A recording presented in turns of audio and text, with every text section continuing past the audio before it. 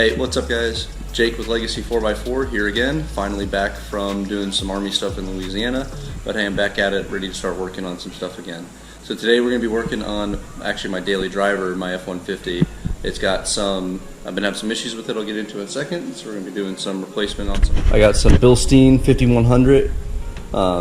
These are meant for the truck, they're vehicle specific or whatever. We got the rear shocks here, look really nice. And then the front shocks actually use the OEM hardware, the OEM springs to make the strut there, which I've got the OEM springs up way up there with all my junk that I've been storing, and uses these little collars to provide a level on the truck. Obviously got the appropriate amount of stickers to go with the shocks. Picked up some cam bolts for the lower control arms for the truck. I think these are AC Delco. I got them off of Rock Auto on hand. Essentially what happens here is you can see it's got like an offset washer on it, and so as you rotate it, it allows you to provide some adjustment to caster and to camber of the front tires, which is where I think I'm having some issues. So I got those parts, one for each side, and then I've got some new sway bar end links, some OEM sway bar end links for the truck. So that's what we'll be doing today guys, a lot of front end work, a little bit of rear end work, but mostly just front end work. So stick around, we'll see how it goes. Back end first, just because it's easier. But you guys can see, I mean, there's not much to this, so I'm really not going to show anything here. There's a bolt up top here, a bolt and a nut here, and a bolt and a nut down here at the bottom. I'm not even going to jack the truck up to do this. I'm going to do it all on the ground, just because I'll compress the shock, or the new Bilsteins by hand to get them to fit in there. But yeah, that's all it is. Alright, so there they are. So you can kind of see what's been going on with those rear shocks. See how one is fully extended, and one is still compressed. It means something's messed up on the inside of those. All the more reason to replace these nice shiny new Bilsteins. These look pretty old and worn too. I mean, like I said, they've got probably 100,000 miles on them. But it took all of about 5.5 minutes to get those rears off. Probably take about 10 to get them back on. 15 minutes, quick easy job. This is how the Bilsteins come. I took the little rubber, or the little thing off. This little ring here, this is what depicts the height that this truck will ride at now. So this ring, you see the different heights here, or all the different sizes you can pick.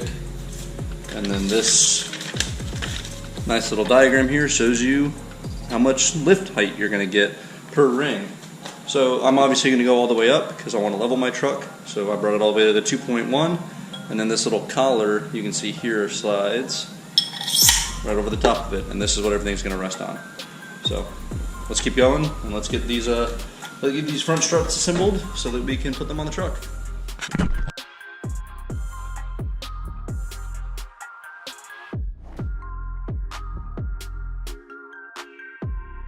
So this is what they look like all put together.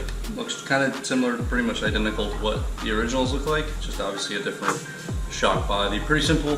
The only downside is using those spring compressors, but if you have one and you know how to use it, it's not a very hard install. It took me probably an hour to do both of them, so not too bad. Now we're going to tear the truck apart and get going on the actual swap.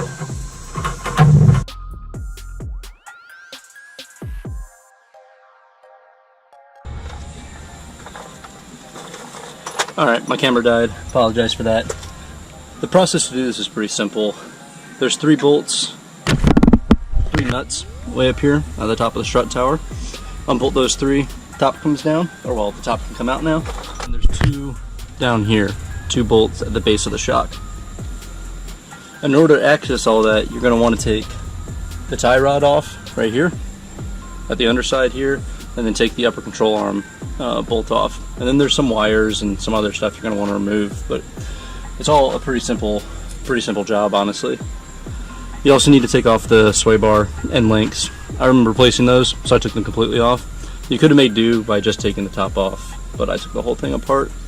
I also, you can see down here, I put in the new cam bolts. So the way these cam bolts work, you can see here, there's an offset washer, bolt, and then this plate that goes here. As you rotate the head of this bolt, the washer spins, and that's what adjusts the camber in and out of the lower control arms. There's one here, and then one on the back of the control arm. But that's how that works. It's easy enough to install. You just pull off the old ones and throw in the new ones. Make it look like this. It's pretty straightforward install. not a very hard project, you know, just doing all bolt-ons and everything, but should hopefully fix everything. So now I gotta go take it to the alignment shop, and then we'll see how it ends up driving. I'll give you guys a quick review when I'm done. Okay, so we're out for the first test drive right now. Obviously the shocks still need to settle some, but you know, initial impressions are I'm pretty impressed. Most importantly though, I'm happy that there's nothing grinding, there's nothing rubbing, there's no more clanking, there's none of that. So clearly we have fixed the issue that I was having with the clanking of my front suspension, and then the issue with the shocks being obviously worn out.